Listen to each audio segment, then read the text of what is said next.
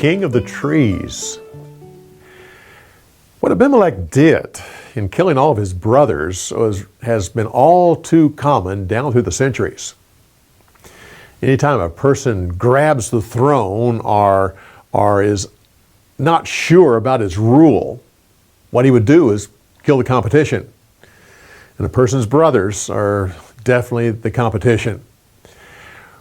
What an established king would do to keep his children from being killed is he would select the person that was going to replace him when he died. And he would take that son and make him a co-king. In that way, the people of the land got used to his son being king. So when the father died, it was well established and the man's children could live. Well, the place where all this happens is at Shechem, which is right between two mountains, Gerizim and Ebal. There's a lot of Bible stories that happen right here. Abraham, when he came to the land, came to Shechem. Jacob, when he came back with his two wives and his families, came to Shechem. And this is where two of his sons went in the city and killed the men. When Joseph went looking for his brothers, he came to Shechem before he went on to find them. Moses, when he sent the people into the land, told Joshua to take the people to Shechem. And there, between the two mountains, they were to reestablish their dedication to the laws of God.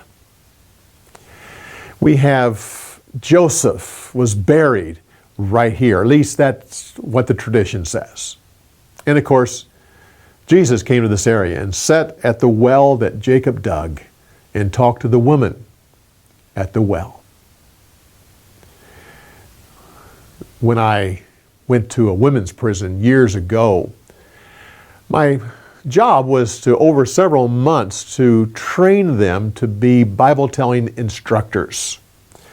Usually, at the very end, the women say, "Please, John, before you leave, tell us one more Bible story." Usually, I can't think of any except for the one that I'm working on.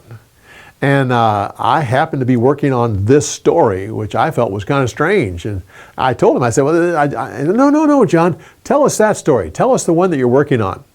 So I started to tell him this story, King of the Trees.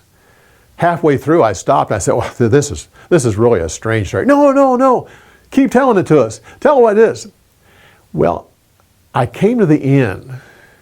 With the end where I said, and so he looked up and said, "Pull out your sword and kill me, because I don't want to be known as the man who was killed by a woman." At that moment, they all cheered. It shocked me. And I looked around and I'm in a women's prison. I wonder what they've done. I wonder why they're so excited to hear about a man who was killed by a woman. Well, now every time I take a group of people to Israel, we go to Shechem and we tell all the different stories. And when I come to this one, I tell them about the women in the prison. And I said, "Now, this is kind of a strange story, but I am going to tell it to you. And I want all the women to be prepared. When I come to the end of the story, I want you all to cheer." And they always do. Well, come back when we give you more insights on the story.